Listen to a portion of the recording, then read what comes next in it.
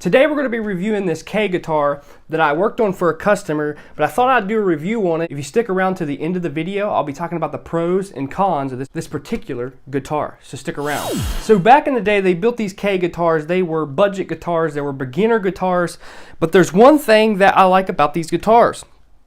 They are well built. Just like my Harmony guitar, it was a budget guitar back in the day, but they are well built and they'll take a beating, and people like me look for these guitars because they sound good and they're great to have. But when it comes to the K guitar, they are, you can tell they're budget guitars, especially nowadays. It doesn't really have any features that a cheap guitar today would have. Now, as you can see, it has white inlays, but these are not inlays. These are paint. These are painted squares. Now, some will say this is an ebony fretboard, but it's just a piece of wood that they've probably found in their backyard and made a fretboard out of it. It's not rosewood, it's not ebony, it's just some piece of wood that I really don't know what it is, because if you look real close, it has chips. The paint is chipping off. So it's not a quality fretboard, it's just some piece of wood. So it does affect the tone a little bit, but it gives it its own tone.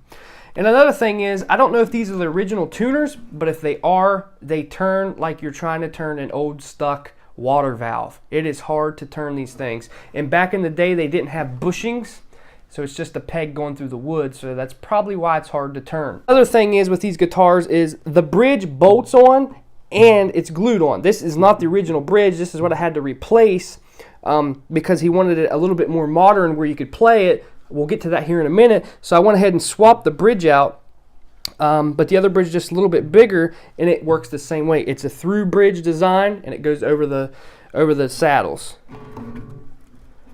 Now, I don't know what kind of wood this is made out of, plywood or some sort of wood, but it's a pretty solid wood. This was hard to drill through, so it's pretty solid.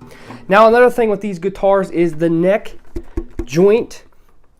It lets go easy, and a lot of these guitars need to be reset.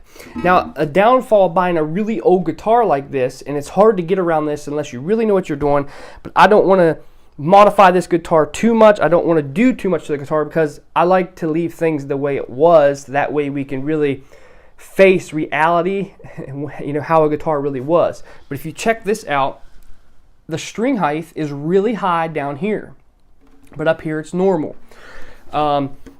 Everything's fine with this guitar. The neck's not flying off, but this guitar does not have a truss rod adjustment. It's just a piece of wood, and that's where your bridge comes in.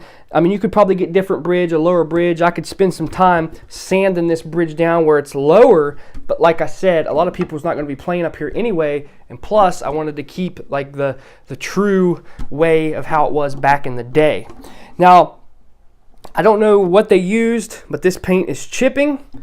It's not very good, and this is not real binding. This is paint, white paint, so it gives it the illusion that it's binding, but it's not binding, it's paint. So they did some things back then that were super cheap, and this is a guitar that, you know, it's cool to have in your collection, but it's not super value. I think the aluminum up here at the top, the nameplate, is more expensive than the whole guitar itself. But the reason why you should buy one of these guitars is because it's cool to have in your collection and it's cool to have history. I love to have history, and it sounds good. So this guitar has a really bassy tone. It has like a really deep, mellow tone. It just sounds really, really good. It's cool to have it. Now, the cons of this is the high string height. Like I said, it can be corrected by doing some work, but if you don't know what you're doing, if somebody's just buying this and they don't know what they're doing, it's going to be a disappointment. And another thing, everything is super cheap, and honestly, if you buy this guitar for 125 bucks, you'll be putting a bunch of money in this guitar for upgrades, and it's not worth it because the guitar is not really worth that much. If you found a guitar in this kind of condition, honestly, I mean, this has some chips. It's the paint's coming off and stuff like that. I would give about 50, 60 bucks. But since it's vintage and people seek after these things like they're going out of style, people pay 150. I've seen them go for 200 bucks. And honestly, for the quality of this thing, I would not pay $200 for this. I could go buy a used Epiphone acoustic guitar for that. Frets are like mini frets. You get a high gloss fretboard that's been painted. That's one of the cons.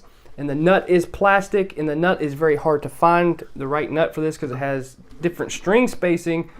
The cons are just how you have to upgrade it and how much money you have to put in it for it to sound decent. And the build quality is horrible.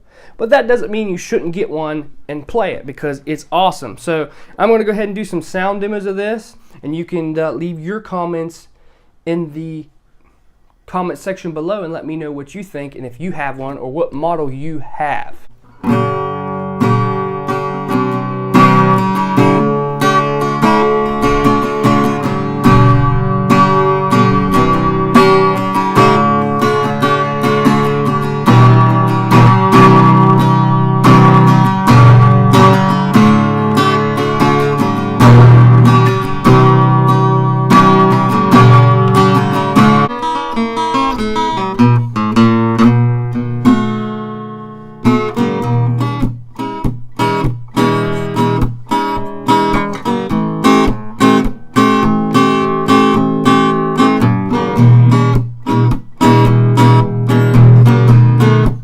So I hope you guys enjoyed this video. Make sure you give it a thumbs up, hit that subscribe button, and I will see you guys next time.